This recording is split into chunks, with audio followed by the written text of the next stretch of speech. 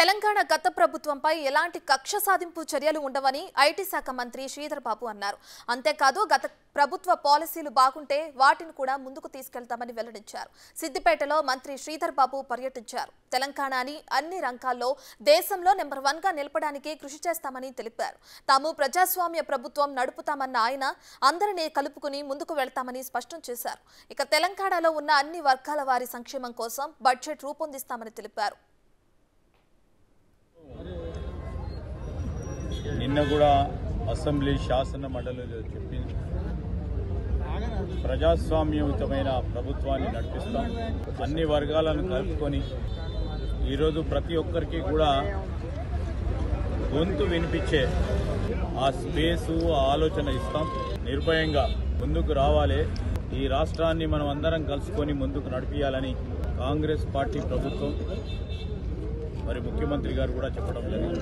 ఈరోజు మరింత అభివృద్ధి చెందాలి మన రాష్ట్రం అగ్రగామిలో ఉండాలని, దేశంలోనే తెలంగాణ రాష్ట్రం ఒక ఆదర్శనీయంగా ముందుకు నడపాలనే ఆలోచనతోనే రాబోయే కాలంలో వ్యవసాయ రంగానికి కానీ, ఉపాధి రంగంలో కానీ, పరిశ్రమ రంగంలో కానీ, ఐటీ రంగంలో కానీ అగ్రగామిగా ఉండే ఒక కార్యాచరణ తీసుకొని ముందుకెళ్లటం జరుగుతుంది. మేము గతసారి కూడా చెప్పాం, ఈరోజు ఎవరిపైన కూడా కక్ష సాధించదు.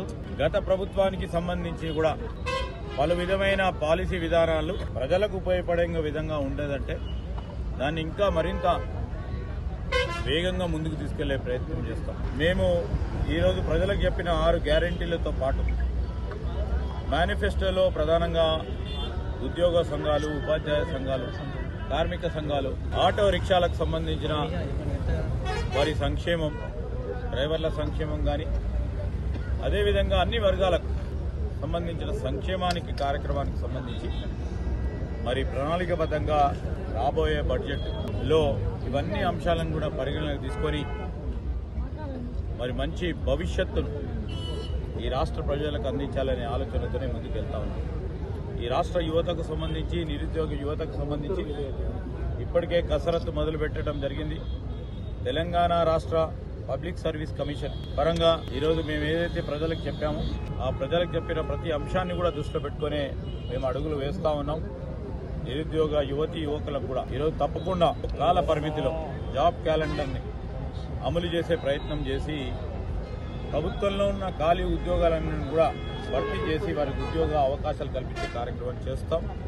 అదేవిధంగా ఈ ప్రాంతాలకు సంబంధించిన ఇంకెక్కడైనా మరి ఈ సిద్దిపేట జిల్లాకు సంబంధించి కానీ, అటు మెదక్ జిల్లాకు సంబంధించి కానీ ఇక్కడున్న సీనియర్ నాయకులు, మంత్రివర్యులు దామోదర్ రాజనరసింహ గారితో పాటు సోదరులు పొన్నం ప్రభాకర్ గారు, వారు తప్పకుండా అభివృద్ధి సంక్షేమానికి ఈ జిల్లాకు సంబంధించిన అనేక కార్యక్రమాలు వారు ప్రణాళికబద్ధంగా ఆలోచన చేస్తూ ఉన్నారు. ముందుకు తీసుకెళ్లే ప్రయత్నం చేస్తారు.